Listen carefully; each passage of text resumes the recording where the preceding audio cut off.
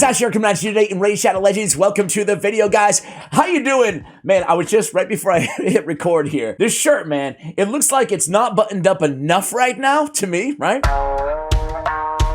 And then I button it up, another button, and it looks like it's buttoned up too much. What do you guys think? The hard-hitting questions on Raid Shadow Legends. Ash, Raid Shadow Legends. Welcome to the video, guys. I was thinking to myself, dude, has there been a champion release, an epic champion release this year, who I've liked, not even this year, just like, I guess, going back, what's the champion that I liked as much as I like this brand new epic? It's Tagoar. I think that's how you pronounce his name, right? Tagoar. He's a cool-looking orc champion. I love the aesthetic of this dude. He's like the boss, man. He's a big fella, but he's cool. He's fast, too, at 105 speed.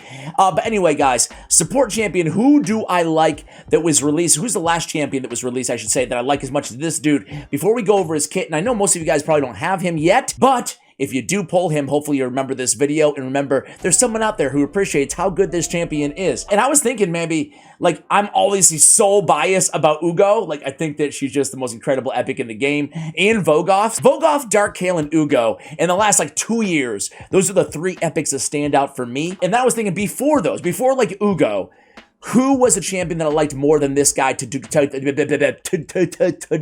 Sorry, guys. 30 seconds ago, we were fine. Tagoar. Bless you. Tagoar. Naya, White Dryad. These are the champions that would put in the conversation, but maybe I'm forgetting somebody. But I still think I might pick Tagoar depending on what I needed. But Naya has the AoE decreased speed. She got the remove buffs from a target ally, then heals them, and then the ally protecting the weak version is strengthened on the 3-turn cooldown. I really like this champion. There's also, who else do I really, why am I holding a pen? I don't know, it's a comfort thing. All right, boys and girls. The other champion I was gonna point out is actually this dude. Anchorite. He's really good too. Removes a random debuff from all allies and increases the duration of all their buffs on the A2 on a 3-turn cooldown, and then fully heals a target ally, then places increased crit rate and increased crit damage on all allies for 2 turns with an AoE on the A1. So I think that those are the champs that I would probably put in that same conversation, but I think I might take, again, to go over them. What about you guys? Am I forgetting somebody? What's an epic that has been released, I don't know, since like Uugo, since Vogoth, since that batch of champions that you like more than this champion? But first, what does this champion do, Ash? We're 3 minutes into the video, bro. Well, let me tell you. On the A1, a 2-time hitter. This is a cool A1. It's called the Magic Stick. I like it. Attacks one enemy 2 times, places an increased defense, big version, for 2 turns on the ally with the lowest current HP. That's not a bad ability for an A1. We get the big version decreased defense on our squishiest champion for 2 turns. I love that. An AoE on the A2 charged can't. I don't know why these abilities are really, they get me with the names here. I made it special for you. Attacks all enemies, places an increased speed, big version on all allies on a 3-turn cooldown. 2 turns on the increased speed, and then heals all allies by 15% of this champion's max HP, so we can really stack up some HP and get a really nice, juicy heal. Plus, you'll see 2 levels to get bonus heals, so plus 20% on the books there. So you definitely want to book this champion to get it down to a 3-turn cooldown as well. Plus the Masteries, this can actually be a really decent heal, even though it's only 15% is based on this champion, and then with the heal extra books and with the Masteries we'll talk about, you can get really big heals out of this champion. Then on the A3 ability, revives all dead allies. So it's an AoE revive on an epic champion. Nice to have, granted only with 30% HP. So it's a 5-turn cooldown. It's not a bad ability. It's nice to have an AoE reviver. Think like a revive like Gorgorab type revive, you know, not the strongest, but a nice to have. But also places a shield buff on all allies for 2 turns equal to 20% of this champion's max HP. Now that is one of those revives that they've been introducing to the game lately with Ursula the Mourner. Kind of like Arbiter's revive too. Ursula the Mourner, she has the increased defense and strength even if she's not reviving anybody. Same thing with Mighty Uugo, right, with the increased speed, even if he's not reviving anybody. Same thing. We can put this shield on everybody without reviving anybody as well with this ability. Now, this passive is super, super cool, guys. Very powerful. You know that I've been mentioning this for so long on the channel. Passives that mitigate overall damage not just from criticals, attacks, or anything like that, are really powerful. So aid the feeble, decrease the damage all allies receive by 50%, with 50% HP, that'd be insane. Decrease the damage received by all allies with 50% HP or less by 10% straight up damage. That's a really strong damage mitigator to build into a great support kit. So we got the 2-time hitter, makes him viable for Fire Knight. Increased defense, really cool to have. The AoE attack, the increased speed, and the good heal. And then we get the AoE revive or the shield as well, plus the damage mitigation, plus HP in all battles by 25%. What a really good champ. Now, end game, not as viable, certainly, as a Vogoth or an Uugo. I just want to, state that before you guys mention it in the comments. Not saying better than, saying best since, because the problem is by the time that you get to the end game, from a reviver, you're looking for, the damage mitigation is really, really nice and unique on that passive. However, you're looking for probably a little bit more bringing to the table, maybe a strengthen buff or maybe a cleanse in this kit as well. But in terms of overall progression, might not have the end game viability quite as much, even though you can definitely use him in the end game. We're going to watch him in the end game in today's video.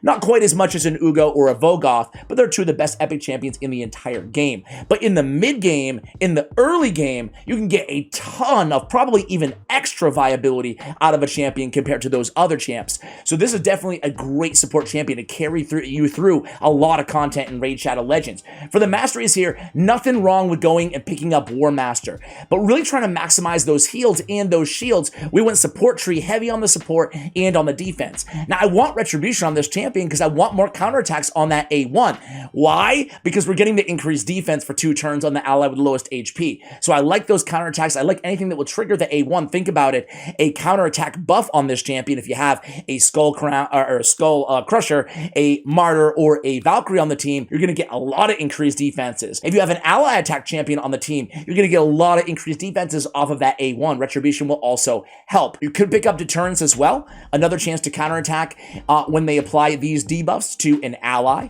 20% chance of landing that. Nice to have, but I wanted to go down and pick up Spirit Haste, increase speed by 8 for each dead ally. I feel like Spirit Haste going down to Timely Intervention increases champion's turn meter by 20% whenever an ally hero drops below 25% HP. I feel like that combo, Spirit Haste and Timely Intervention, is a really good combination, an underrated mastery combination for tier 5 and 6 for revivers, right? Because, when someone's dead, you want the Timely Intervention. Let them die. You want them to have more turn meter so they can get back to that revive ability. Also, lasting gifts to extend the duration of the shield from this champion, and the increased defense as well from this champion, and you can't extend the duration of a heal. So, a nice extension though. Merciful Aid to add extra shield, extra heals.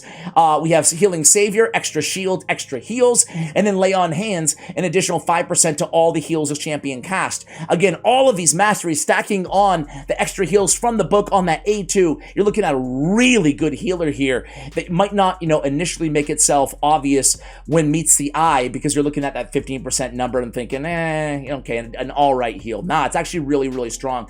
Lore of Steel, because we have basic sets on this champion, and then we went obviously with Shield Bearer as well, increase the value of all shield buffs cast by this champion by 5%. All right, so what did we go here? We went Immortal, Life Set.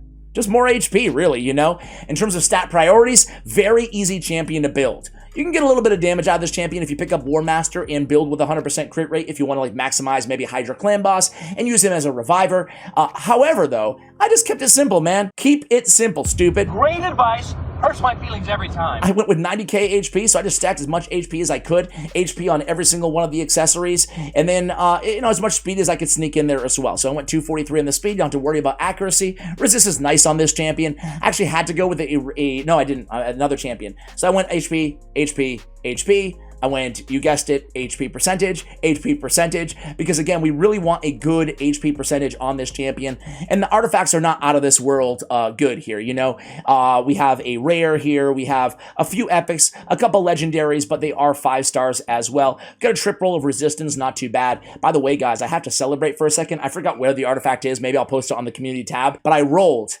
for so long, and being kind of pay to win, let's be real here, right? For so long, I never rolled a quad speed, and it happened on a perception piece. I got a quad speed roll. Yay! Back to my man Tagoar. We have, I'm looking for HP. HP, more HP, a little bit of HP here, and then HP. Trying to get some speed on there too, because I want my revivers nice and fast. You can also put this champion Relentless gear. I think, you know me. I love Relentless gear for longer battles, So definitely nothing wrong with going there too. Let's start out against Ice Golem's Peak. Let's just start out like with a basic dungeon here. So again, I'm putting him in the lead here. I'm putting him on an all-epic team. I just threw Seer in there, Geomancer for some damage, Mausoleum Mage, and Uugo. Some of my favorite epic champions in the entire game on this squad. Dude, certainly, they broke the mold. Certainly not as good as Geomancer. Geomancer is like a cheat code in this game, right? But the cool thing is again, that's the A2 ability. We're getting that increased speed. And then Seer's going to melt everybody. Seer's so freaking good, huh? But what a dynamic duo. So there's a shield right there, guys. So he's going to auto into the A2, then he's going to go to the A3, and you'll see the A1 ability here right in the middle. Boom. Increased defense on himself there, and there we go. So not too bad, guys. It looks like it might just default back to himself. And now we're going to get to see the revival as well, because Seer did die, although it will take a few turns to cycle back to it. That's what you have to be careful about on these revivers who can do something other than revive on their ability. It still gets put on cooldown, and you might need that revive, such as this scenario. So we'll have to wait a little bit. I'm going to come back to you guys when we get to the Ice Golem. All right, guys, so here we are against the Ice Golem. The cool thing about this team is, and even if you don't have a champion like Seer on this team, I mean, like, every single one of these positions can be interchanged, but the cool thing about having a champion like him on the squad is between that shield and between that heal that he's bringing to the table. And I just thought to myself that we might have already had increased defense that previous round from Mausoleum Mage, but back to my point here, you can stand to have a champion like Seer or Royal Guard or Dark Hell-Hane, some of those big damage dealers on your squad, and still keep the team alive. And even if they die, it's okay, because he can revive them, and he has 90k freaking HP, so he's not gonna die, Really cool, versatile support champion. It's going to be very interesting to see this champion versus Uugo when it comes to the heals, because I built Uugo in this build. I think I did a video on this too. It's the last Uugo video that I did, but I built her in a very strong healer build. So let's see how this team does here, guys, in terms of the final stats. But you can see I lost Seer again. She's pretty squishy, especially the build that I have her in. But again, I mean, we're really solid here between these two support champions being on the team. I guess also Mausoleum Mage. We're really going to compare all three of their end stats in terms of overall healing again. And if you want some more damage, as I mentioned earlier, guys, you can go ahead and pick out some of those offensive masteries. Basically, just hug the left side of the mastery tree there on offense and end off with the War Master ability for some extra damage.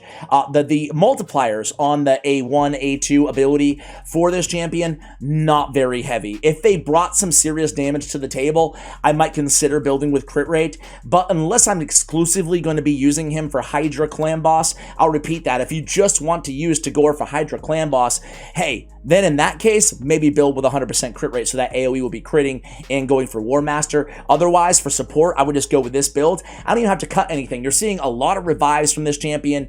He's still pretty healthy. I really like this. And again, most teams on Ice Golem 25 on an auto run have to turn off Seer's Karma Burn ability unless you have a lot of support on the team. This team does not have to worry about that, again, between the revival and that shield and those heals that are coming down as well. So it's nice to have two damage dealers like Seer and Geomancer be able to just go ahead and hammer away. I don't have to turn anything off. So here we go, guys. Let's go ahead and finish off the Ice Golem. There he goes. And let's compare these stats here. I love even though the revive isn't the strongest in the world, I'm really a big fan of the fact that we were able to keep everybody alive just thanks to that shield, right? It's a girthy shield. What is it, a 20% shield? And that's almost 20k. With the Masteries, it's around a 20k HP shield.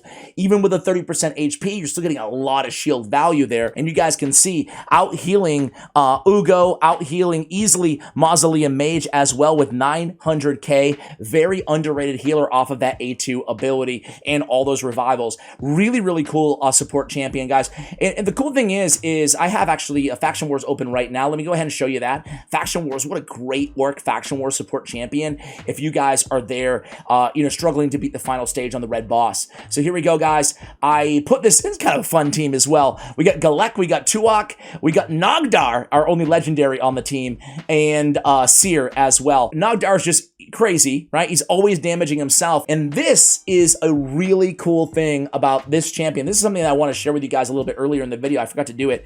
But Nogdar, because he's sacrificing so much HP, he gets that damage mitigation basically all the time off of the passive, mitigating damage by 10%. And on top of that, look at Nogdar go, man. He's just like, I got this, I got this. The truth is, just a beautiful guy that takes care of himself. And on top of that, he's going to be triggering our timely intervention all the time. That proccing it off of him sacrificing so much HP as well, right? So that's pretty cool. It's unlike a lot of other masteries, that turn meter increase on timely intervention is going to happen even if he's just damaging himself, So that's a really, really cool synergy that you can think about. There's a few champions out there in the game like that sacrifice so much HP. I'll be right back when we get to the red boss. All right, guys, here we go. There's not that many revivers. I'm just trying to think of how many revivers in the game bring increased speed. Not many. I mean, Mighty Uugo has it, but it's on in AoE, right? Arbiter doesn't have it, there's not that many AoE revive. Can you think of any? Are there any AoE revivers that bring the big version of increased speed, especially on a different ability that's not tied to the cooldown of the revival?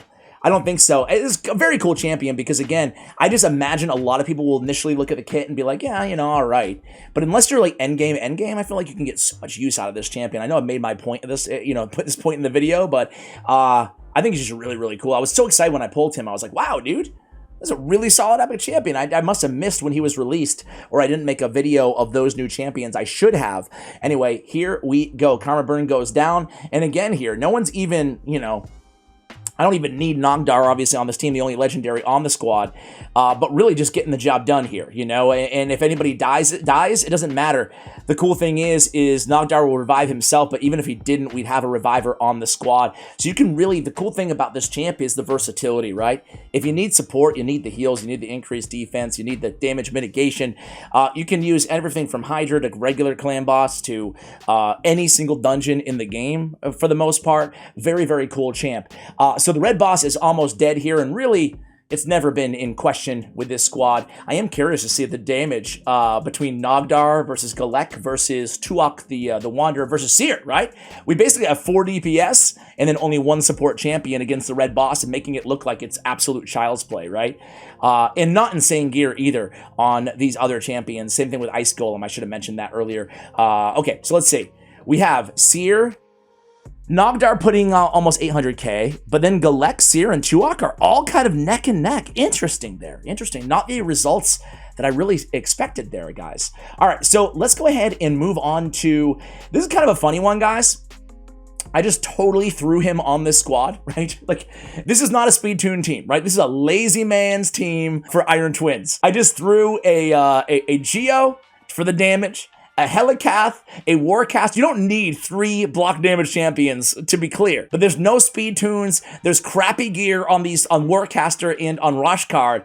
And he's the only support champion just going to go in there and pick somebody up if they die. But he has enough HP to withstand those big blows if there's a gap in our block damage, right? So again, it's kind of a funny team here.